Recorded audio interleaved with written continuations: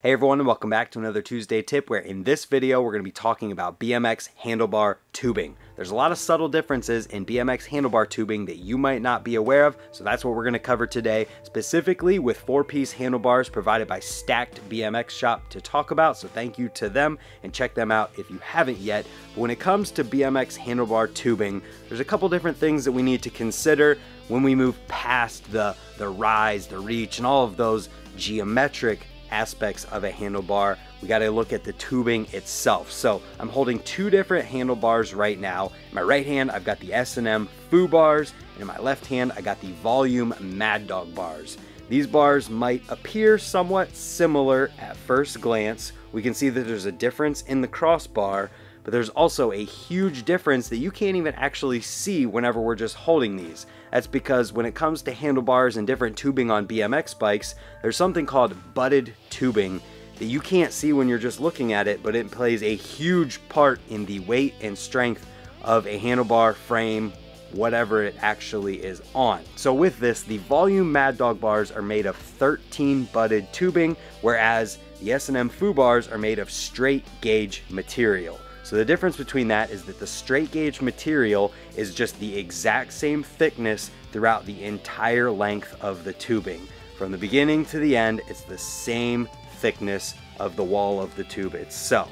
But when it comes to butted tubing, this is a process of manufacturing of the tubing itself that saves weight while also keeping the same structural integrity of the tubing that is being used. So these handlebars have 13 butted areas, and I'll show a picture on the screen right now of what a butted area actually looks like. Basically, it's taking a thicker area of metal and tapering it to a thinner area of metal, and then tapering it back to a thicker area of metal. And on handlebars, this is done strategically in 13 places in order to add the strength that's needed where it's needed, but then get rid of that material where it's not necessarily needed in the areas that aren't exactly weak points on the handlebars. So throughout these handlebars, there are thinner and thicker areas of the handlebar that you can't even actually see. When we grab our Foo bars again, these handlebars are made of material that is the exact same thickness throughout the entire handlebar, as we've said.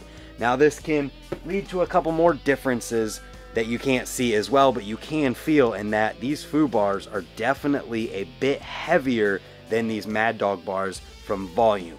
So that's something you might want to consider whenever you're taking a look at buying handlebars, because that is the biggest difference between handlebars aside from the geometric things that we mentioned previously. But another thing that we want to look at is different crossbars. These are different aspects of tubing as well, in that this tubing is bent differently than this tubing is, where the crossbar on the Foo bars is straight. This one's bent a little bit. This is kind of a visual thing. The Nowhere BMX street treats are definitely an example of this. I'll show a picture of them on screen. The crossbar is way different looking than these, and that's another thing to consider. It more has to do with looks than it does structural integrity, but there is an impact there. I'm just not aware of the practical implications of that difference. And some crossbars on handlebars are made of tubing that is thicker than others. Some crossbars have a tubing that is the same thickness as the handlebar itself, or just a little bit less, whereas you can see on these handlebars, it's definitely a little bit less.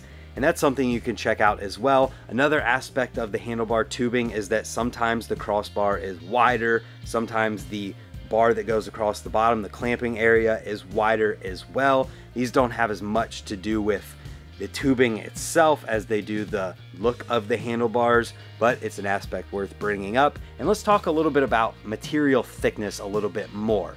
So the material on these S&M Foo bars is actually 0.065 inches throughout, as we've repeated several times. The material on these Mad Dog bars might be thinner in some places than that 0.065 inches of the Foo bars, but at its thickest, the Mad Dog bars have material that is 0.070 inches. So that's an interesting thing to consider, and definitely something that you want to look into, because when it comes to your handlebars, that's what you're holding on to. That's your lifeline for your hands, and if something happens there, it's not fun. So you definitely want to make sure that you're making the right choice. So let's move on talking about the heat treating process with just the S&M Foo bars, which is a perfect example because these handlebars go through a post-weld heat treating process. A heat treating process is where the material or part is heated up to a point that it actually strengthens the material. The post-weld heat treating process is done after the welds, post-weld. These welds are made, the handlebars are made into handlebars, then they're heat treated. If you do the heat treating before the welding and then you weld a heat treated tubing, it's actually going to lessen the strength of something because welding the tubing actually heats it up and negates the effects of that heat treating process on the tubing originally. So post-weld heat treating is something that definitely increases the strength and is something that you might want to look into if you're trying to get the strongest handlebars possible. So with that said, let's talk about these things again in a strength sense. So straight gauge tubing is believed to be the strongest of all of them. Multi-butted gives you a strength to weight ratio that is something that is worth it for some people, but when it comes to weight savings and strength and price and all of these things and post-weld heat treating, all of them add up to an equation that you need to figure out for what is going to give you the best value for your money and what you're going to feel safe riding. Certain styles of riding might lend towards a straight gauge tubing, whereas certain other styles of riding might lend towards multi-butted tubing being perfectly fine. If you're jumping off of roofs, you want to be as safe as possible. So that being said, thank you to Stack BMX Shop for providing these handlebars to talk about this. You should definitely do your shopping with Stack. They have all of the information I talked about in their item descriptions on their website, and you can find their website in the description down below. You can buy the handlebars that we talked about today specifically, or anything else you might need for your bike on their website, so definitely check them out, and thank you again to them. And if you guys enjoyed this video and you learned something, which I hope you did, and you're new here or you haven't yet, hit the subscribe button while you're down below, leaving a comment about handlebar tubing, and hopefully that'll mean we'll see you tomorrow for another one. Also check out Stack's YouTube channel that they have where they go over things like this sometimes too. Thank you for watching, and hopefully we'll see you tomorrow. Goodbye.